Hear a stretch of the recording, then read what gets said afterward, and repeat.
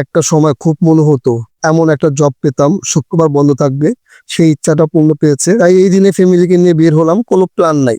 আমি মিরপুর থাকি, আসরের নামাজ পড়ে চলে আসলাম মিরপুর 1 নম্বরে। মেয়ের জন্য এক্সপোর্টের কিছু টি শার্ট কিনবো ব্যান্ড প্লাজা থেকে। মেয়ের মা রাস্তা যা দেখবে ওইটাই কিনবে, এখন প্রয়োজন থাক বা না থাক। মেয়ের জন্য কেক বানাবে, তাই কেক বক্স কিনবে। মেয়েটা রিক্সা থেকে নামার সাথে সাথে পিৎজা খাবে বলে বায়না ধরছে, কিন্তু ও তেমন খায় না, বারবার কান্না করছিল। পানিপুরি দেখেই মেয়ের মা আটকে গেল। সবাই বলে নারীরা আসলে কোথায় আটকায়, আমার নারী আসলে পানিপুরিতেই আটকে। ওই যে মাথা গামছা পরা মামাকে দেখতে পাচ্ছেন, আমরা তার কাছ থেকেই খাই। তার পানিপুরি আমার কাছে খুব ভালো লাগে। আজকে শুক্রবার, তাই মামার কাছে গেলাম না, আজকে এই লোকটার কাছে খেয়ে দেখি কেমন লাগে।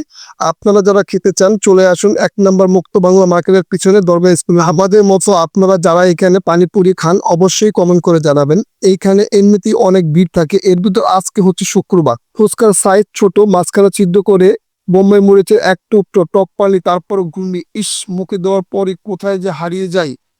উম সেই সেই চলে আসলাম ব্যান্ড প্লাজায়। এখানে অল্প টাকায় এক্সপোর্টের কিছু টি শার্ট আর প্যান্ট কিনলাম আমার মেয়ের জন্য। আমি প্রতিনিয়ত আমার পার্সোনালি যে ব্যাপারগুলো থাকে আপনাদের সাথে শেয়ার করে থাকি। আশা করি আপনারা সবসময় পজিটিভ ভাবে দেখবেন এবং আমার পাশে থাকবেন। আর অবশ্যই যারা আমার ভিডিওটা সম্পূর্ণ দেখেছেন তারা একটা কমেন্ট করে যাবেন। আর হ্যাঁ, কারো যদি অন্য কোনো ধরনের মন্তব্য থাকে সেটা করতে পারেন। আসলে আমি কোন টাইপের ভিডিও বানাইলে ভালো হতে পারে, সেক্ষেত্রে আপনারা আমাকে এই ধরনের হেল্প করতে পারেন। ধন্যবাদ।